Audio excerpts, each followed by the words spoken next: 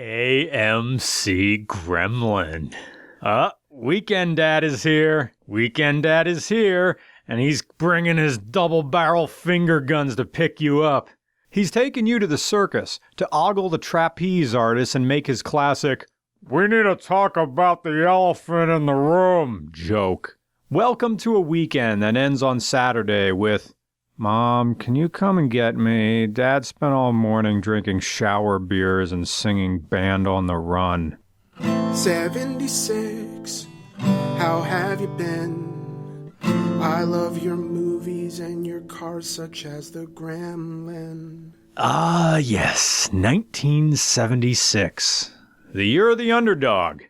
Network, Taxi Driver, Bound for Glory, and All the President's Men lost the Best Picture Oscar to a little drive-in theater hit by the name of Rocky. Richard Dawkins coined the word meme, a novel about a librarian engaging in a sexual relationship with a bear won the Canadian Governors General's Library Award, and the Trix Rabbit was finally allowed to eat a bowl of Trix one time. Behold one of the most 70s cars ever built. The Gremlin was introduced in 1970, and it was out of production before the decade was done. Just in and out of there, like a traveling salesman visiting his second family. This is a bone-stock Gremlin, sporting the optional 232 cubic inch straight-six engine, a rear-wheel drive layout, and a 3-speed manual transmission. Check out those 14-inch tires and dog-dish hubcaps. Fall to your knees and witness a featureless dash,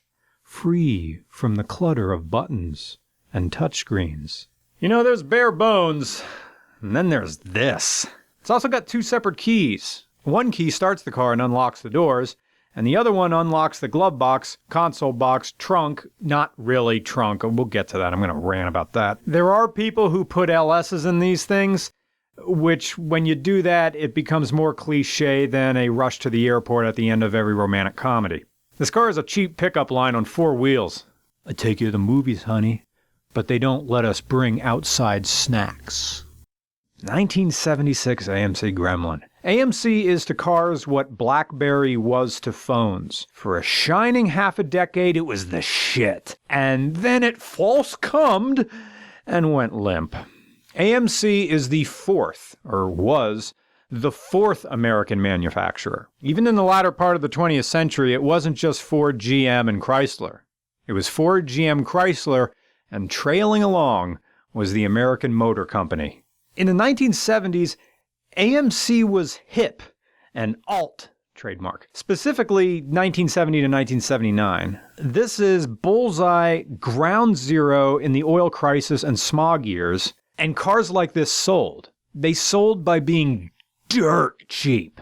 But the second American manufacturers got their fuel injection game together, specifically Ford with the Turbo 2.3 Lima and General Motors with the Grand National, into the 80s, American Motor Company had no answer to this. They didn't have the money to keep up. And they couldn't get by on just being weird and quirky like they did in the 70s. Because in the 70s, they had a solid 5 minutes that worked at the Comedy Store. But the second the 70s ended, they didn't have anything else. This Gremlin is as good as an example as you can find, and it still drives like filth. Dude, I was expecting a Gremlin to be disappointing, but not shit your pants during midterms disappointing. Your senses are halted. Time stops, and you're consumed with the eternal now. Everyone's looking at you in a Gremlin.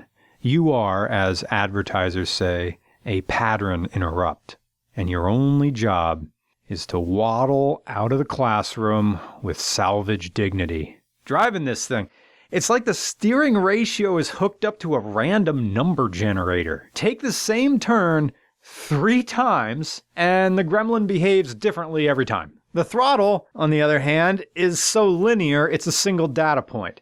Push the accelerator down 1 centimeter or 6 inches, doesn't matter, the car accelerates the same way. Oh, come on, man. And the brakes, well, they're moody teenagers doing yard work. First, they're not doing anything. You can ask them nicely 3 times to get started, and And then you put your foot down for real, and then they rage. And then they go outside and they just start ripping up the grass and saw. This is what you want. Along with any weeds that happen to be there. I'm gonna handle raw chicken and then ask to use your phone. Anyway, this Gremlin has the larger engine, and it's kind of big by today's standards. It's a 232 cubic inch or 3.8 liter straight six. They were calling a 3.8 liter engine fuel like a economical engine. It made 145 horsepower and, some kind of torque. It had a single barrel carburetor feeding all 6 cylinders. Who knows?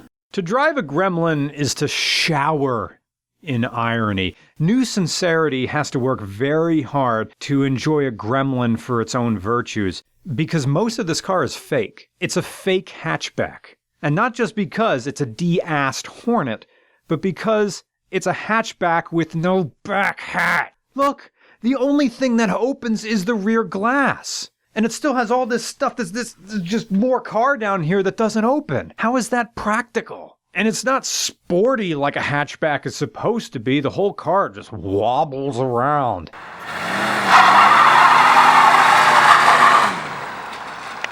And these are fake vents on the rear. There's no visor mirrors or air conditioning, and there never even was a radio here. I mean, this car wasn't optioned for a radio. You could get one, but a previous owner cut the blank out and shoved some radio in there, and it was ugly, so the current owner just took it out. And the heater isn't even called a heater. They called it the weather eye, whatever that meant. Oh, here you go.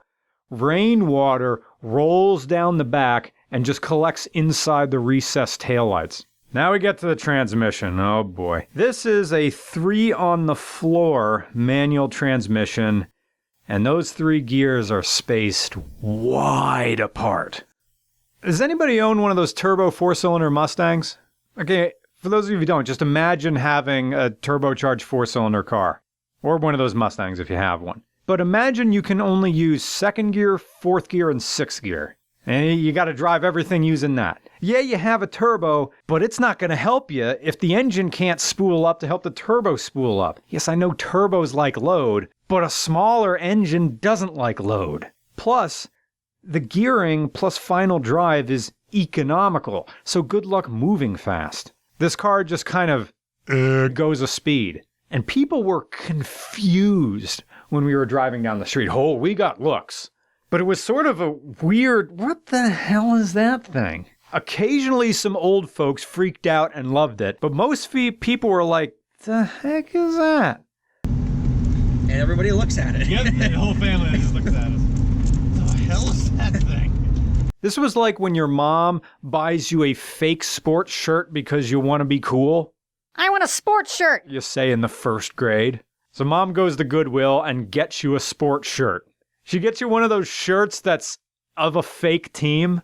It's just a shirt about sports that you give to a little kid. And then you hang your coat above your cubby hole, put your lunchbox in there, and strut to your desk like, I got a sports shirt on. And then the teacher looks at you and goes, Brian, who are the Douglasville Scorers? Anyway, the brochures of a Gremlin. Oh, by the way, the manual you get for this car isn't just for your car, it's also for the Hornet. AMC couldn't be bothered to print separate manuals, so they're just combined into one. The brochures proclaim the Gremlin to be ahead of the curve, combining luxury and economy. And it also offers 12 tips on saving gas, like avoid jackrabbit starts and unnecessary speed, as well as change to winter-grade crankcase oil to improve fuel economy during winter months. Always check tire pressure regularly, and shut your engine off if it idles more than a minute. It's reflective of the overall attitude of the brochures and manuals, which, unlike the brochures of many cars we've done, seem to want to help you keep this car on the road for as long as possible. Perhaps it's a byproduct of AMC's philosophy with the car. The Gremlin was designed from a sketch off the back of an airline sick bag by AMC design chief Bob Teague.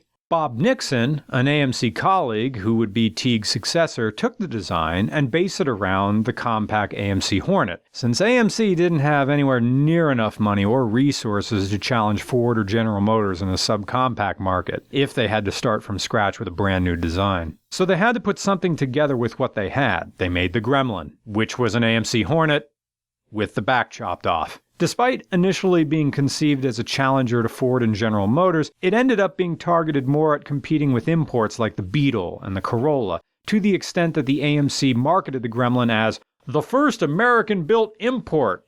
But it wasn't an import. Nothing was imported. It was a completely American design. I think they were just piggybacking off the word import means small in 1970. As far as build quality goes, this is crap.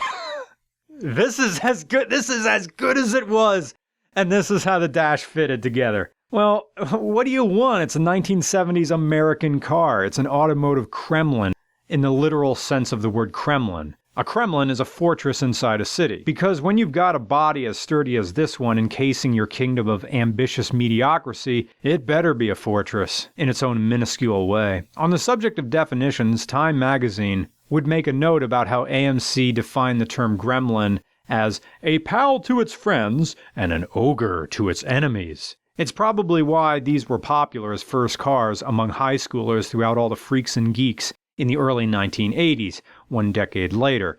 Because gremlins were cheap, and they were weird, and parents weren't exactly married to the idea of keeping it in the family forever. Sort of like your aforementioned older brother. So who cares what you do with it? Whatever happens to it is going to be on you, kiddo. This is your car now. Learn how to take care of your own shit. Like, you have to be aware of everyone else on the road because you can't use speed to get yourself out of danger, you can't turn very fast to get out of someone's way, and you can't outbrake anybody. It's hard to imagine that AMC thought this car would still be on the road 42 years later. 76 was a year of decline for the Gremlin. Due to poor sales, the V8 option was canceled halfway through the year, and only 826 units had been installed. With that said, the Gremlin was still faster than the other subcompacts of its era, managing a 0 to 60 time of 12.6 seconds, beating the 18-second ranges of the Ford Pinto and VW Beetle. The 232 cubic inch engine was slightly faster as well, hitting an 11.9 second 0 to 60 time, and even if you consider that the Gremlin wasn't setting the world on fire, it still remained the most popular single-generation body-style chassis produced by American Motor Company, selling, get this, 671,475 units in its lifetime. That was more than the Pacer, and if a car like that sold today, it would be considered a success. But it wasn't, because American subcompacts did more to help the imports than the imports did to help themselves. It's tiny as a pet Komodo dragon, but larger than a sawed-off station wagon. A stable, quiet, comfy ride for two. This rolling Kremlin calls itself a gremlin. Calls itself a gremlin.